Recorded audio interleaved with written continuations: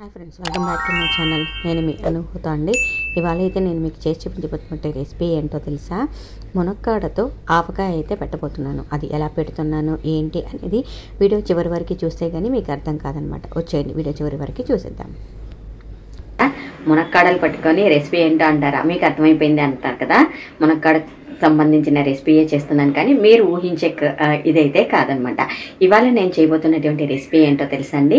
మునక్కాడ ఆవకాయ అయితే పెట్టబోతున్నాను. సో మా అమ్మాయి వాళ్ళ ఊరి నుంచి మునక్కాడ తోట ఉంటే అక్కడి నుంచి మంచి మునక్కాడలు తెచ్చిందండి. బాగా కాడ ఉన్న మునక్కాడలు, గుజ్జున్న మునక్కాడలు. సో వీటి నుంచి నేనైతే ఇప్పుడు మునక్కాడ ఆవకాయ అయితే పెట్టబోతున్నాను అనమాట. సో ఎలా పెడుతున్నానో ఏంటో వచ్చేయండి చూసేద్దాం. మునక్కాడలన్నిటినీ ఇలాగా కడిగి ఆరపెట్టుకున్నానండి. ఇప్పుడు వీటిని మనం చిన్న చిన్న ముక్కలుగా కట్ చేసుకున్నాం. సో చిన్న చిన్న ముక్కలుగా కట్ చేసుకున్నాం. తప్పకూడదండి, నార తీసేయకూడదు. నార తీసేస్తే మనకు అది ముక్క మెత్తబడిపోతుంది అనమాట. సో నార తీయకుండా అలాగే అసలు కట్ చేసి తీసేసుకుంటే సరిపోతుంది. సో అన్నీ కట్ చేసేసుకుందామండి. చెప్పాను కదా, నార అయితే తీయకూడదు. నార తీసేస్తే పీచు వచ్చేస్తుంది అనమాట. సో మళ్ళీ అన్నీ కట్ చేసేసుకుందాం. కొంచెం బాగా కండ ఉన్న కాయలను అయితే తీసుకుంటే మనకు బాగుంటుందండి. ఇలాంటి మరి లేతకాయలు తీసేసుకుంటే మనకది మెత్తపడిపోయి పీచు పీచుగా వచ్చేస్తుంది అనమాట. అందువల్ల కాస్త కండ ఉన్న కాయల్ని మనం ఇలాగా కట్ చేసుకోవాలి. సో ఇప్పుడు మనం వీటిని ఎంత వచ్చాయో కొలత వేసుకుందాం. ఇదిగోండి, ఈ కప్పుతో మనకు మేబీ 2 కప్పులు అవ్వచ్చు.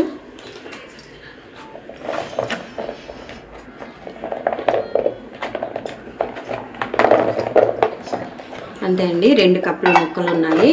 కప్పుల ముక్కలకి 1/2 కప్పు కారం, అలాగే 1/4 కప్పు ఉప్పు అయితే తీసుకుంటాను.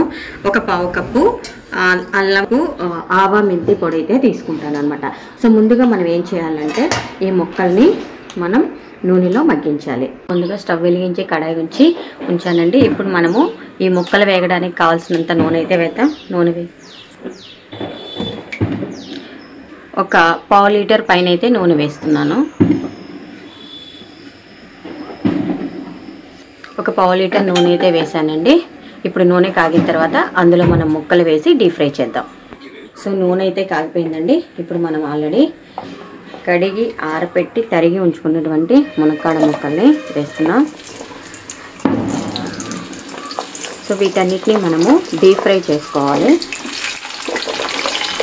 2 సార్లుగా వేసుకున్నాం. సో మధ్య మధ్యలో కదుపుకుంటూ ముక్కంతా బాగా నూనెలో మగ్గేలాగా చూసుకోవాలండి. సో మధ్య మధ్యలో కదుపుకుంటూ ఉండాలండి. సో అప్పుడు మనకు ముక్క బాగుంటుంది అనమాట. ఈ డీప్ ఫ్రై చేసుకోవడానికి రీజన్ ఏంటంటే, మనం పచ్చి ముక్కలు అలాగే వేసేసామంటే ముక్క ఊరిపోయి సపరేట్ అయిపోతుంది, కాయగా ఉండదన్నమాట. అలా కాయగా మనకు ఉండాలంటే ఇలా కాస్త డీప్ ఫ్రై చేసుకుంటే కాయగా మనకు అలాగే కనబడుతుంది.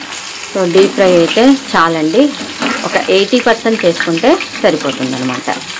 ఓకే, సో ఇప్పుడు మనం ఇప్పుడు తీసి పక్కన చూసుకుందాం. సో రెండోసారి కూడా వేసేసుకుందాం. వీటిని కూడా డీప్ ఫ్రై చేసేసుకుందాం. సరే అండి, రెండోసారి కూడా మనకు చాలండి ఈ మాత్రము ఫ్రై అయితే. ఇప్పుడు వీటన్నిటిని తీసేసి పక్కన పెట్టి చల్లారిన తర్వాత మనం కారం ఉప్పు అది కలిపేసుకుందాం.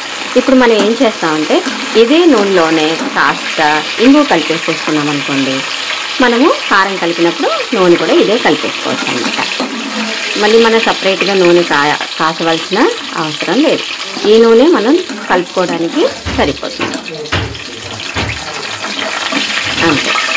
ఇందులో కాస్త ఇంగువ వేసేస్తాను. సో నూనె చల్లారిన తర్వాత మనం ఆవా మెంతి కారం ఉప్పు కలిపేసుకుంటే మునక్కాడ ఆవకాయ అయితే రెడీ.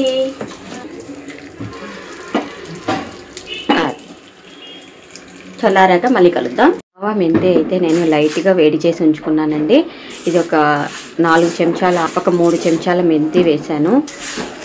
లైట్గా వేడి చేసి అయితే ఉంచుకున్నాను. ఇప్పుడు నేను దీన్ని పౌడర్ అయితే ఆడేస్తానండి.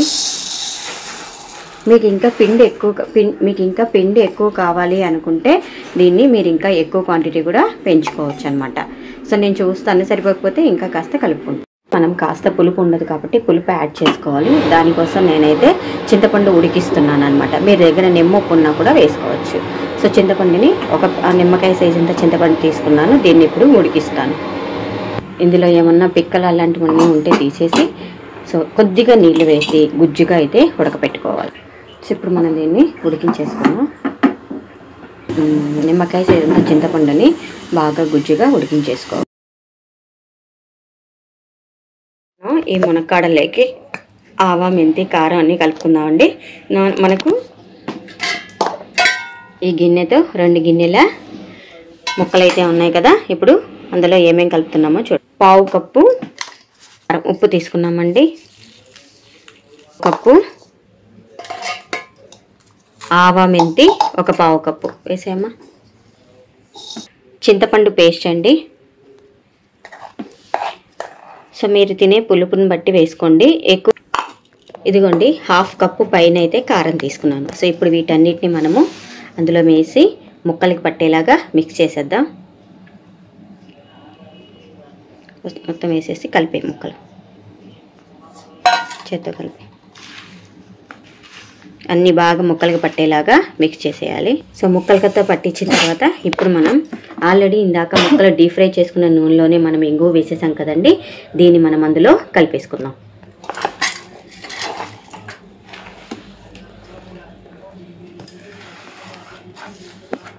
సో మొత్తం బాగా మిక్స్ చేసేసుకోవాలి నూనె పట్టేలాగా. సో ముక్కంతా బాగా ఆ కలిపిన నూనె, కారం, ఉప్పు అన్నీ కలిపేసి ఒకసారి ఉప్పు కారం చెక్ చేసుకోండి. ఇప్పుడు మనకు నూనె కాస్త తక్కువైంది కాబట్టి ఇంకొక నేను పావు గిన్నె నూనె అయితే వేసుకుంటాను. ఇప్పుడు మనము ఒక పావు గిన్నె నూనె అయితే అందులో కలుపుతున్నాను. 1/2 కప్పు నూనె వేసామా.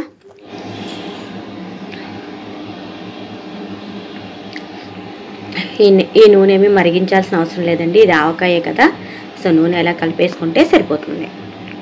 సో ఇలా ముక్కలు కలిపేసుకొని ఒక 2 రోజులు కదపకుండా అలాగే జాడీలో కానీ లేదా ప్లాస్టిక్ బాక్స్లో కానీ మూత పెట్టి ఉంచేస్తే మనకు టేస్టీ మునక్కాడ ఆవకాయ అయితే రెడీ అయిపోతుంది అనమాట. ఓకేనా. సో దీన్ని ఒక మూత పెట్టేసుకుందాం. ఒక బౌల్లోకి తీసుకుని సో మొత్తాన్ని అయితే మనం ఇప్పుడు ఒక స్టోరేజ్ బాక్స్లో అయితే షిఫ్ట్ చేసుకోవడం జరిగింది. సో ఇప్పుడు మనం ఇందులో ఆవకాయలో అన్నం కలుపుకు తింటే ఉంటుంది.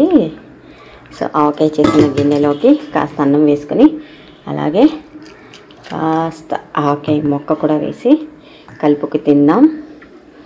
ఎలా ఉందో ఏంటో చూసేద్దాం. సో ఆవకాయ అయితే కలిపేయడం జరిగింది. ఇప్పుడు ఇది మా బంగారు తల్లికి పెట్టి ఎలా ఉందో అడిగిద్దాం. ఏ కాకుండా చూడు స్వామి.